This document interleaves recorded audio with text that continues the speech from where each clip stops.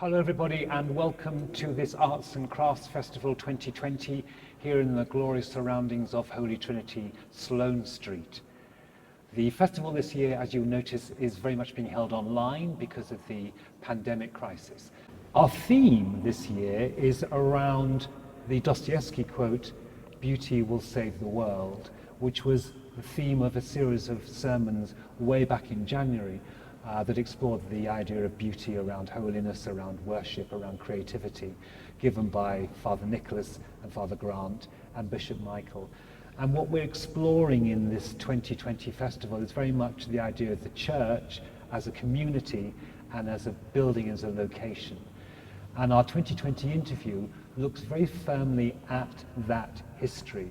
Holy Trinity is 130 years since its consecration in 1890.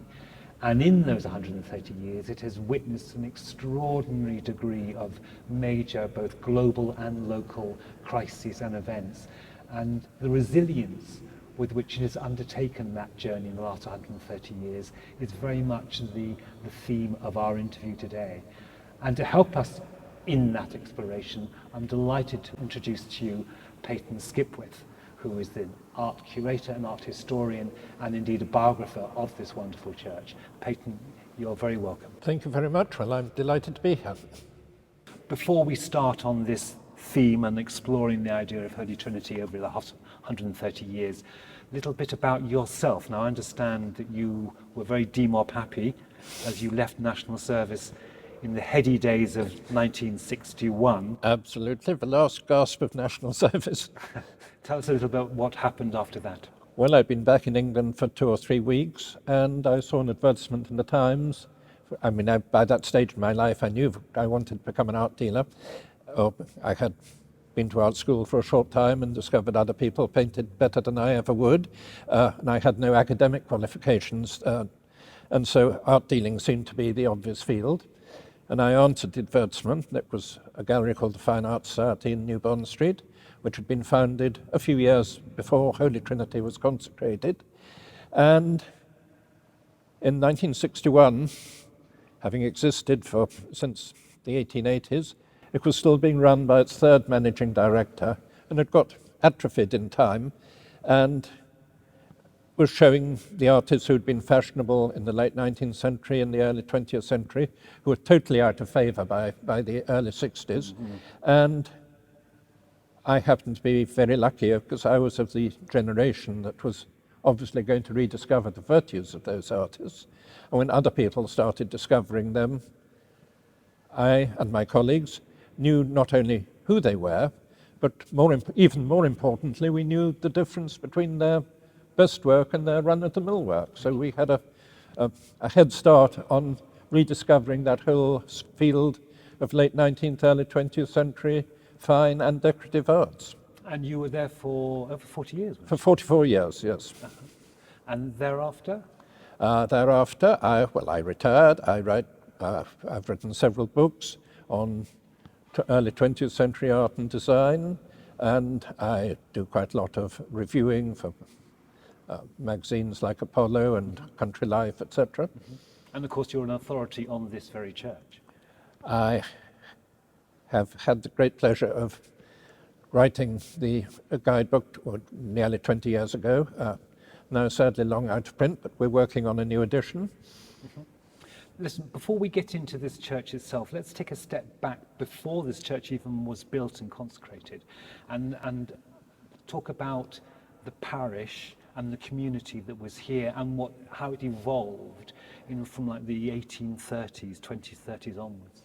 It's recorded that in about 1700 in the whole of Chelsea there were about 300 houses. By 1801 it had a population of 12,000. By the 1840s the population had gone up to 40,000. And by the time this church was consecrated in 1890, the population was well over 80,000. So it had been doubling every 40 years. Massive growth as the city grew, of course. Absolutely. So it moves from being a village on the outskirts to being very much part of the new metropolis. It was very much a village on the outskirts. I remember reading biography of Jane Austen, who stayed somewhere in this area around here, and her brother lived up here. and saying it was so nice and convenient because she could walk to London. And when I first came to London to live in 1961, I had a bed-sitting room in Sydney Street, and my old landlady remembered cows being driven along the Fulham Road to be milked at the dairy. And in fact, I mean, the old dairy building, by then much altered, but was actually still there in the Fulham Road at the top of Pond Place. Now, one of the streets, Peyton, that I know you do have an attachment to is Tithe Street. Tite. Tite Street, apologies. Tell us a little bit about Tite Street. It's the street where Whistler lived, where Oscar Wilde lived, and it came about because Bazalgette had just built the sewers and the embankment had been built, and so the whole area of Chelsea suddenly became popular, and they were brand new houses. Until then, it had been very much a slum area. Paradise Walk, all that, I mean, was still a slum after Tite Street was built. And in fact, Oscar Wilde didn't have to go very far from Tite Street. He only had to jump over the wall into Paradise Road, and he could find plenty of rough trade. Goodness me.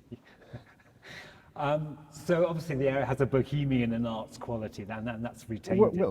But it was only able to be built because of the embankment. I mean, until that point, a lot of the food, vegetables, fruit, etc., being brought into Chelsea for Chelsea grocers, greengrocers, was actually brought in by boat. And there was the harbour down there, and that was very, very active. But of course, that all went with the building of the embankment. So that takes us to the late 19th century, and indeed the time when this church was commissioned and built. Now, the commission came from the Cadogan, specifically from Lady Cadogan, and there is a story that suggests that the church itself was forged in grief as a result of the bereavement of her 12-year-old son, Viscount Chelsea. I don't think this can be totally true. I mean, obviously she must have been in great grief. Any family would be with the loss of their eldest son. But I think most Victorian families, regrettably, were inured to a certain degree to losing children, partly why they had such large families. But there was already a church here, been built by the architect James Savage, who was the architect also of the church in Sydney Street, and that had been built in the 1820s and was not pulled down until in the late 80s when Sedding was commissioned to build this building, and that was already 10 years after the death of Viscount Chelsea. Right. So it certainly wasn't in the, what you might call the white heat of grief, but he is indeed, of course, memorialised here. Tell us a bit about that, because actually there are a memorial window to him, is there not? One of the three windows by William Blake Richmond is indeed a memorial window. It's the one dedicated to youth, is dedicated to Viscount Chelsea, but that wasn't erected until the first decade of the 20th century. So again, it's not anything to do with the white heat of grief. It is merely a memorial of somebody who by then had been dead for well over a quarter of a century. Of course, the church itself did have its element of bereavement, particularly with the architect John Sedding, who was commissioned to build this church or to design this church. Absolutely. No, he died sadly very young. He partly kept the practice down in Devon, where both his elder brother, who equally died young, and his nephew had architectural practices, and he caught a cold which developed into pneumonia and died very suddenly.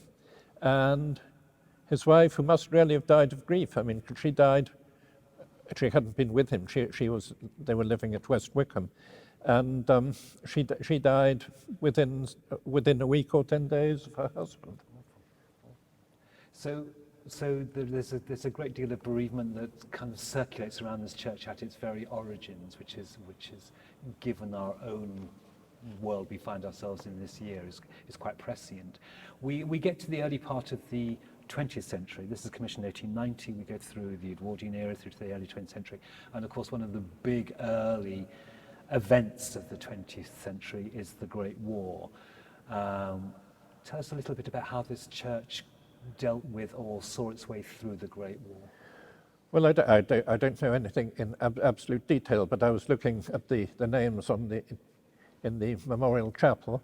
There are about 75, 80 of the parishioners recorded there as having died. So, that's 75, 80 deaths, which leaves probably 75 or 80 widows, leaves bereaved children. It obviously, was very traumatic. Like any small community, really, even the Chelsea community, which is large at this stage. But absolutely. I mean, there's one name there. I mean, I see three people of that same surname. I mean, it's three sons. Three sons, three fathers, three husbands, three. Now, you mentioned the Memorial Chapel, and we'll come back to that in a moment, but of course, no sooner has the Great War kind of devoured its sons than, of course, we get the onslaught of the Spanish flu, which is a major pandemic, which has enormous resonance for us, given that we're currently going through our own pandemic. How do we know anything about the church in those years, or in the borough in those years?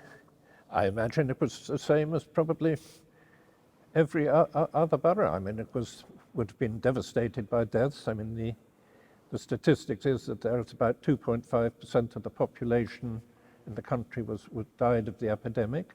That means five people for every 200 of the population. And mainly young, of course, in the Spanish flu. Absolutely. Well, the young who had survived the First War, yeah, just. Very, very. And many of those who came home from the First War, of course. Are there any records of the church in that period, or is it hard to get hold of? When I was working on the guidebook 20-odd years ago, I mean, there are unfortunately no early records because so much was destroyed in the Second War. Right.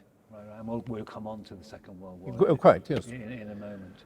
So we survive the Great War, we survive the Spanish flu. We get to the point whereby the world or the country is seeking to commemorate the Great War. Now, there's some controversy, am I right in thinking, with the memorialization of the Second World War in relation to the First World War in relation to this church? I don't know if it was a controversy. There was certainly a lot of discussion, and there was some idea about erecting a crucifix in front of the church. I'm not quite sure how that would have fitted in. But then the borough decided that they were going to put the main Chelsea War Memorial round in Sloane Square, and it became unnecessary to have two outside memorials within such a close proximity to each other. And F.C. Eden, who was then the architect who looked after the fabric of the church, decided to create a memorial chapel, which indeed still exists. Mm-hmm. Okay. And some of the detail in that chapel in terms of its aesthetics?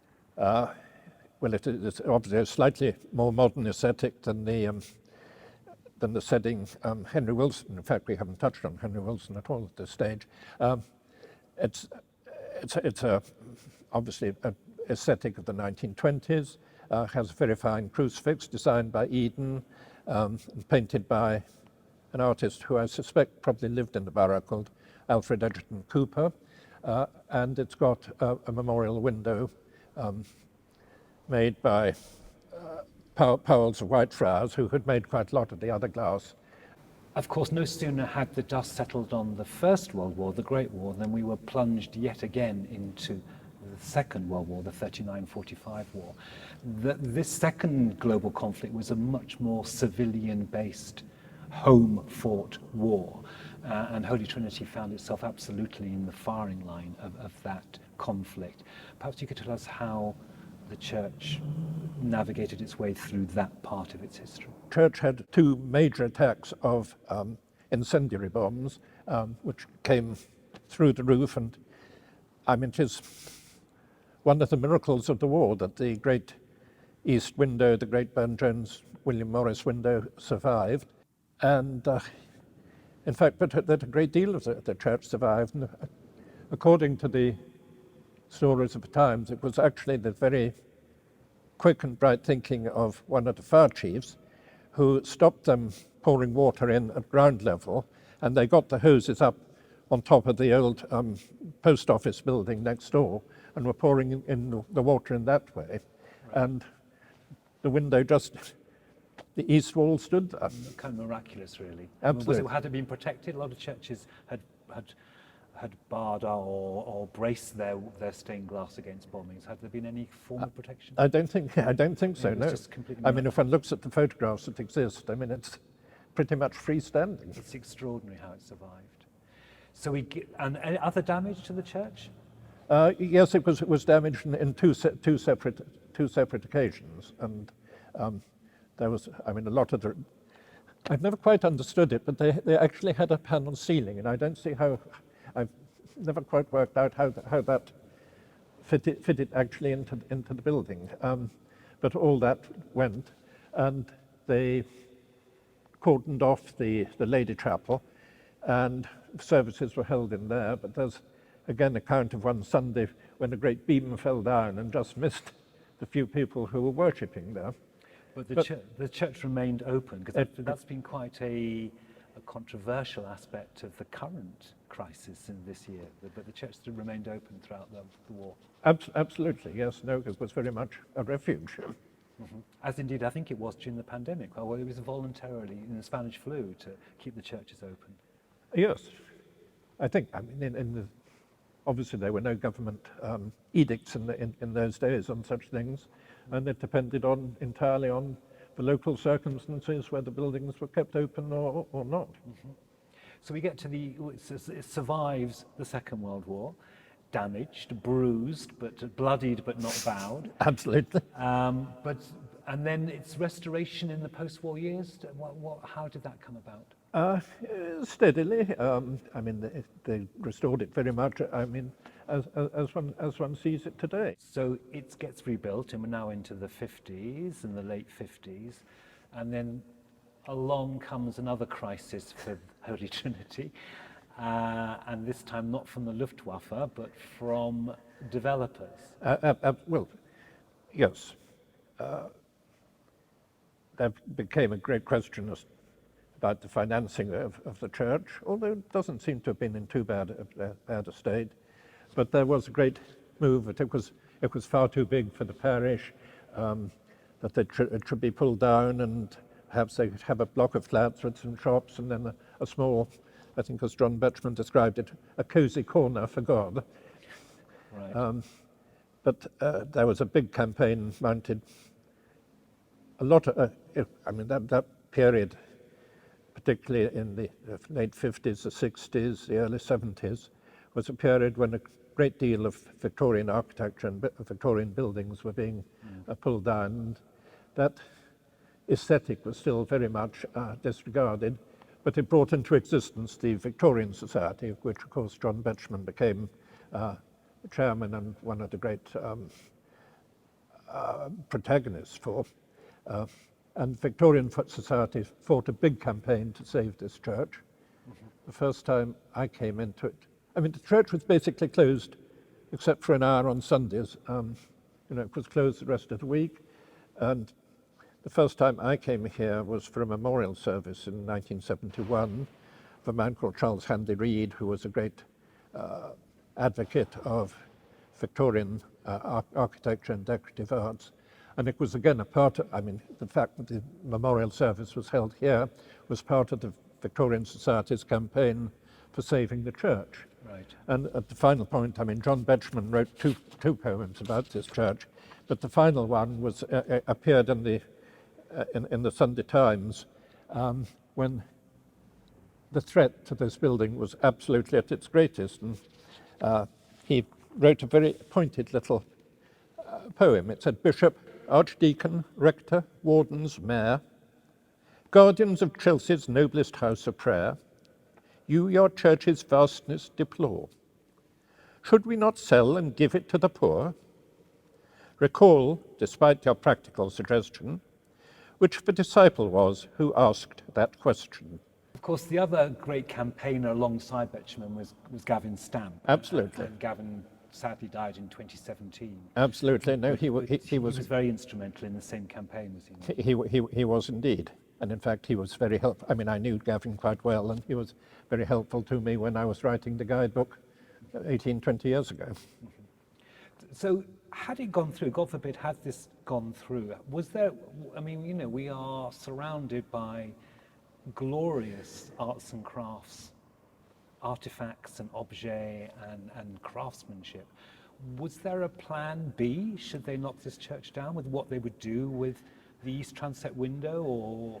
I doubt if they'd even thought of such an idea. Extraordinary, isn't it? I mean, the memorial service I came to in 71, Charles Handley Reid, Charles's wife, Lavinia, was one of the great authorities on 19th century or Victorian sculpture. In fact, she curated and we mounted at the Fine Arts Society in 1968 an exhibition of British sculpture from 1850 to 1914, including work by a number of the people whose work is represented in this church. And I remember, I mean, one of the critics said it was lucky there was a catalogue because the names were virtually unknown. Extraordinary. You mentioned earlier that the church had reached a stage when you first came here, was being open for an hour a week. Is that how you said it? Yes. So it was very closed down as this glorious church locked away the whole time. Then comes, and correct me if I'm wrong, then comes the Bishop Michael era, and the church suddenly has a renaissance. Tell us a bit about that. Well, Bishop Michael was sent in by Bishop Charteris, the Bishop of London, to get the church active and running again. And Bishop Michael is a great musician. I heard him playing the piano. He's very keen on music. He's very outgoing. And he just brought life back into the church. And that life is sustained. It is a very active, not this year, one of the tragedies of this year is that it has become inactive because of circumstance, but actually it's a very active church. Absolutely. And not least in music. Bishop Michael is what you might call something of an actor himself, very, very outgoing and extrovert. I mean, I remember coming to one Maundy Thursday evening service here, and at a certain point, all the lights went out, which was when they stripped the altar of the altar furniture. And as they came on, Bishop Michael threw a purse with the 30 pieces of silver right across the chancel floor. And I think it's sadly one of the things that a lot of the Church of England has lost these days. It's a sense of theatre and, I was going to say magic, but maybe, I mean, mystery, I think would be a more appropriate word. Yeah, and ritual. That, you know, that the whole of the Gospels, I mean, the whole of the stories are both great stories, but they also have mystery in them, and it's a great tragedy when the church loses the sense of theatre, and the whole of this building is, of course, a great theatrical building. It's a canvas, isn't it? Absolutely. Peyton, you're obviously a man who is in very close understanding and knowledge of this church and all its glory, its craftsmanship, its aesthetics, its artwork. I wondered if there is a favourite piece, or if not a favourite piece, a kind of first among equals that actually you feel inspired by with this church. I think, well, yes, it would be first amongst equals. I think in a way the pieces that move me most are the pair of angels as one that flank the entrance to the chancel. They're by Pomeroy. All the sculpture on the choir stalls and above the choir stalls is all by Pomeroy. Pomeroy, like Sedding, was a master of the Art Workers Guild. When I was writing the guidebook 20 years ago, I tried very hard to find any Sedding archive or descendants. Both his sons were killed in the First War, and I think his whole studio was just dispersed and gone. And so we have here in Holy Trinity one of the most complete cycles of his work. Most people, although they probably wouldn't necessarily know who did it, but his best known work around the world is the figure of justice on the law courts. So we get to the present day, Peyton, and we look back on the 130 years, which is not a particularly long period of time, but for this church has witnessed an extraordinary series of incredible events. And I'm wondering whether you agree with me that the sheer spirit and soul of this church and its community that attends this church is what has kind of seen it through those really challenging times. I think that's absolutely true, and in fact it was brought rather home to me earlier this year. I mean, during the lockdown, I had an email from an old friend of mine who'd seen some mutual friends, and they'd been talking about me, and she just emailed me to see, how I was and what I was doing. And when I replied, I mentioned, amongst other things, that I was working on a revision of the guidebook of this church, and had an immediate email from her saying, "I'm so interested in Holy Trinity. My parents were married there 100 years ago this year, and I was wondering if it would be possible to have some special prayers for them on their centennial Sunday." And I put her in touch with the parish office, and then I had an email last month, I suppose it was now, when the first services were here, saying that the Sophie in the office was an absolute gem. We had special prayers for my parents. It was the centenary of their wedding.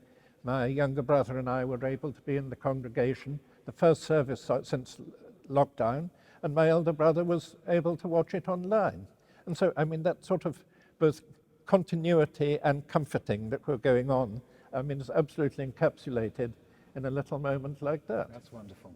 Absolutely wonderful. And I think it's a very lovely thought and memory to end on. I hope that the biography will come out this year. That'd be lovely. It would be a great tribute to the church in what has been an extraordinarily difficult year for it, to see that biography hit our bookshops or bookshelves. But for now, Peyton, thank you very much indeed. Not at all. Thank you.